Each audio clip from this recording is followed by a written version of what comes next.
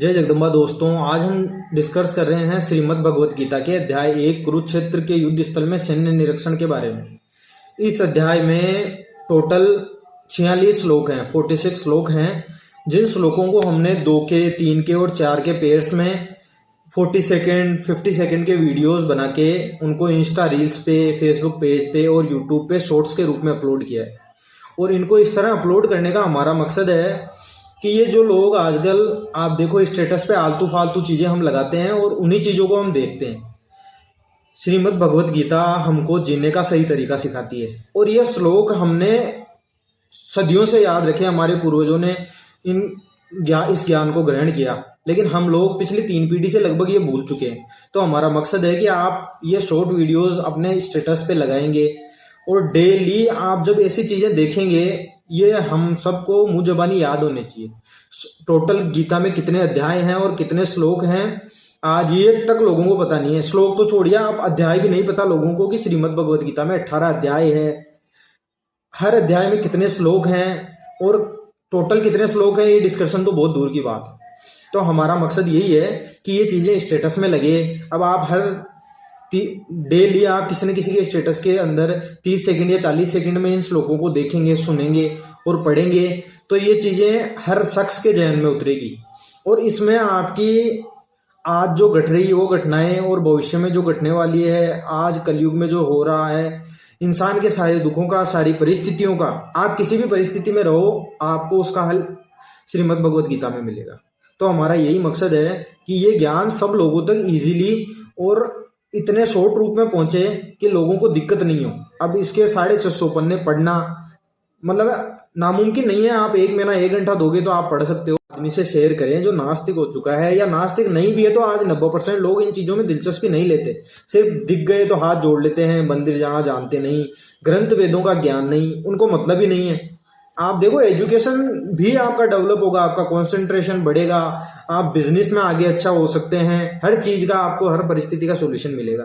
तो आप किसी भी मकसद से जुड़े, लेकिन इस ज्ञान को ग्रहण करें, ये हर शख्स के लिए जरूरी है। दुनिया में शांति भी इसी ज्ञान से प्राप्त हो सकती है और अन्याय का नाश भी इसी ज्ञान से हो सकता है। लोग ये समझते हैं कि गीता में न जाने उनमें भी ऐसे कोई बातें लिखी है कि आप इस तरह करेंगे, कोई डोंग करेंगे या पाखंड करेंगे तो आपके साथ ऐसा हो जाएगा, आपको ये मिल जाएगा। ऐसा कुछ नहीं लिखा है। इसमें जीवन में घटने वाली सारी परिस्थितियां, आपके साथ लाइफ में चलने वाली सारी सिचुएशन और उन सिचुएशनों से कैसे निपटा जा सकता है, उनके जवाब लिखे हैं। ये ज्ञान की बुक है, इसमें पाखंड का ऐसा कहीं कोई रोल नहीं है। आज हम इसका दूसरा अध्याय आज से शुरू करने जा रहे हैं, जिसका नाम है गीता का सार। हमारा यही मकसद है कि ज्यादा से ज्यादा लोग इनको स्टेटस वगैरह स्टोरीज में इनमें लगाएं, ताकि ये हर शख्स तक पहुंच सके और लोगों को याद हो सके।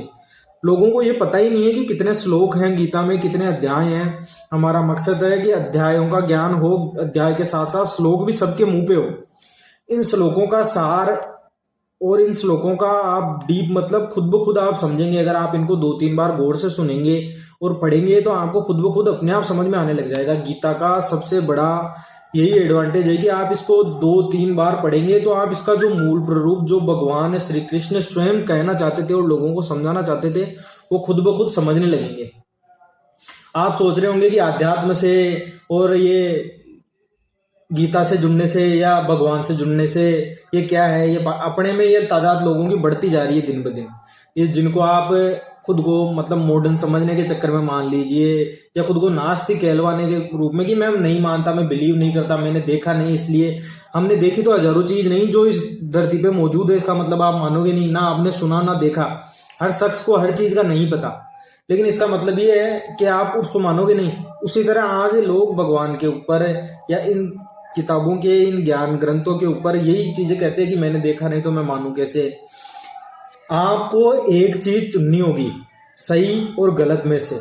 आप अगर सही ज्ञान के, सही धर्म के और सही जो चीजें एक्चुअल लॉजिकल और साइंस पे आधारित है, आप देखिए सनातन तो पूरा ही साइंटिफिक है, ज्ञान से ही विज्ञान बना है और ज्ञान ही सनातन है। उन चीजों से आप जुड़ेंगे। ये जुड़ना जरूरी इसलिए भी है क्योंकि आप उनसे नहीं जुड़ेंगे तो आप किसी और से जुड़ेंगे। आप अलग होके नहीं रह सकते। या आप देख रहे होंगे अपने आसपास माहौल जिस तरह का चल रहा है, आपको एक चीज तो चुननी पड़ेगी, आप सही चीज चुन लीजिए या गलत चीज। आप सही चीज और गलत चीज दोनों से ये इन लोगों की तादाद भी बढ़ती जा रही है जो अपने आप को बीच वाला कहते हैं, यानी दोगलेपन की हद होती जा रही है। जैसे कि हमको तो इससे भी मतलब, हम तो किसी में बिलीव नहीं करते, कोई क्या मतलब है, फिर वो फ्यूचर में सोचते हैं कोई क्या कर लेगा, अरे कर लेगा नहीं।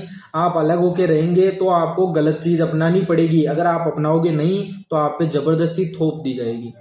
और इसके नमूने आप पूरी दुनिया में देख सकते हैं।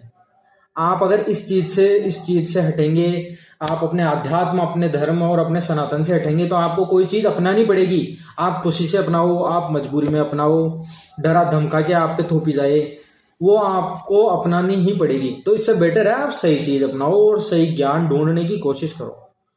और इसमें आपको अपनी जिंदगी देने की जरूरत नहीं है, ये आप अपने एजुकेशन के साथ, अपनी नॉलेज के साथ गेन कर सकते हैं। आप बुक के जैसे पढ़िए और इनका ज्ञान अर्जित करिए और उस दिशा में चलिए जो इसमें कहा गया है। आप अपनी पूरी ईमानदारी से अपनी लाइफ जिए, वही सनातन है। और शख्स तक पहुंचे जो फालतू के स्टेटस लगा रहा है, ताकि वो ज्ञान की और सही बातें अपने स्टेटस में लगा सके। जय जगदम्बा दोस्तों।